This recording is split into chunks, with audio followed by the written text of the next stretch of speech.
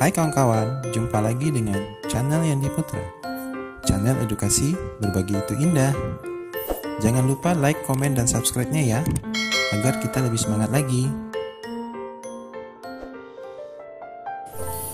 Jumpa kali ini, kita akan membahas mengenai transfer knowledge program Kotaku, yaitu implementasi Sechi model dalam program Kotaku. Latar belakang program Kotaku merupakan program pada Direktorat Pengembangan Kawasan Permukiman Ditjen Cipta Karya dalam rangka meningkatkan kapasitas masyarakat dan pemerintah daerah untuk penanganan permukiman kumuh di perkotaan. Program Kotaku dalam pelaksanaannya menggunakan platform kolaborasi antara pemerintah daerah, pemerintah provinsi, pemerintah pusat, dan pemangku kepentingan lainnya, serta menempatkan pemerintah kabupaten kota sebagai pelaku utama atau nahkodanya.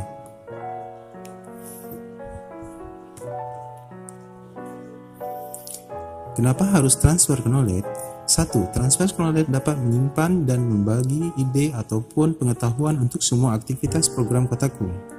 2. Transfer knowledge dapat memelihara pengalaman atau lesson learning dari semua aktivitas program Kotaku. 3. Transfer knowledge dapat berkolaborasi di antara pakar atau ahli dalam memberikan solusi-solusi untuk semua aktivitas program Kotaku. 4. Transfer knowledge dapat menggunakan ulang explicit knowledge ke dalam semua aktivitas program Kotaku.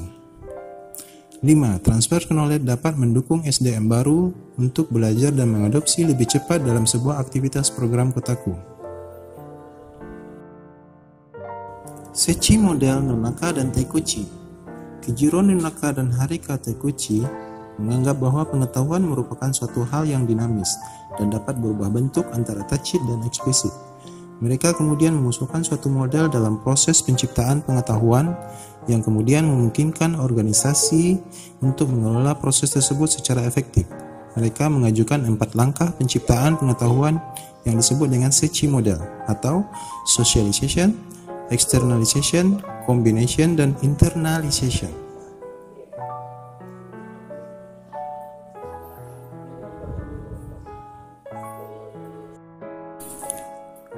Pengetahuan yang menjadi objek dalam knowledge management terbagi menjadi 2, yaitu tacit knowledge adalah pengetahuan yang bersifat subjektif, kognitif, experiential learning, dan kasat mata. Sangat sulit untuk didokumentasikan, sulit untuk ditransfer atau diajarkan maupun dipelajari, berkaitan erat dengan pemahaman manusia. Explicit knowledge adalah pengetahuan yang bersifat objektif, rasional, dan teknis, mudah untuk ditransfer atau diajarkan maupun dipelajari, dapat didokumentasikan dengan mudah. Bentuk explicit knowledge antara lain dokumen, buku, jurnal, dan lain-lain.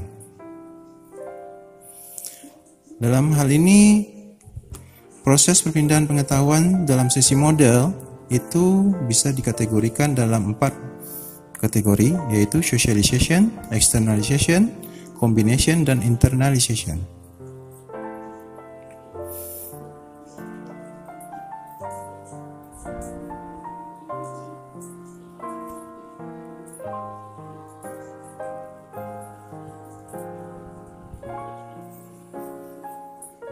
Seperti yang diketahui di awal tadi, untuk socialization, tacit to tacit.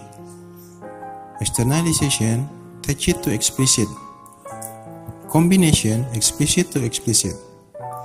Internalization, explicit to tacit.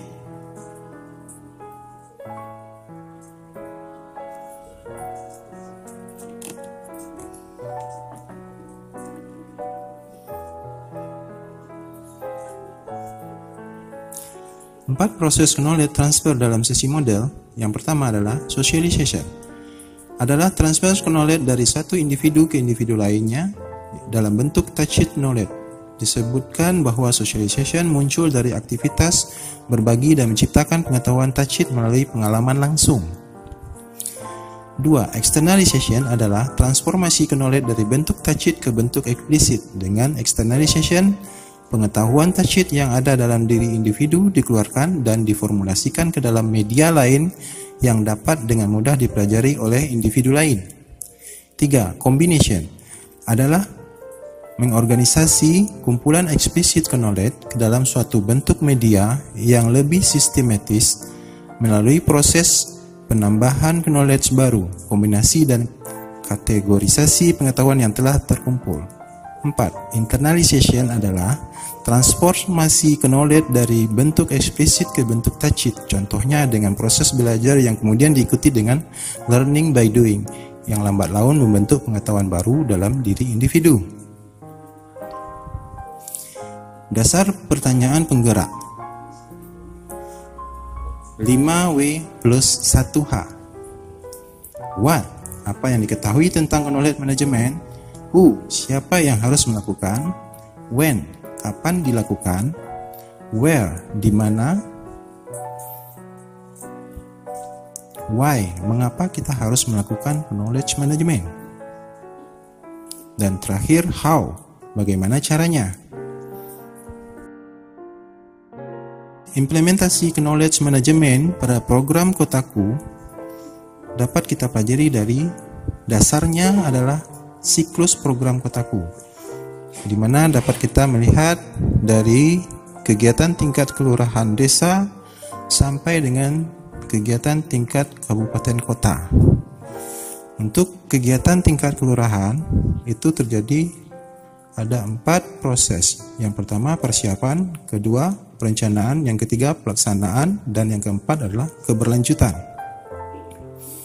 Dan ini merupakan dasar dari implementasi kita. Sistem knowledge management dalam program Kotaku itu dapat dimulai dari knowledge touchsheet yang berupa lokakarya, presentasi, kunjungan lapangan, diskusi dengan praktisi dan lain-lain. Kemudian ditambah dengan knowledge explicit yang dalam bentuk tulisan, dokumen, video, presentasi, diskusi, dan lokakarya.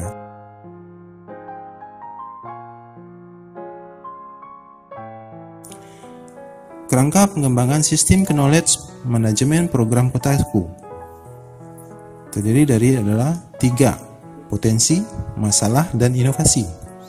Dari ketiga hal ini akan diramu di dalam sistem knowledge management program Kotaku, yang mana hasilnya adalah kegiatan yang berkualitas, produktivitas, dan berkelanjutan.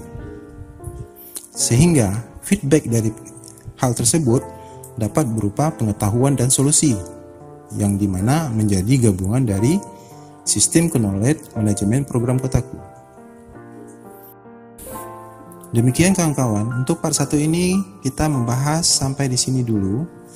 Jangan lupa support kami dengan like, subscribe, dan komennya ya.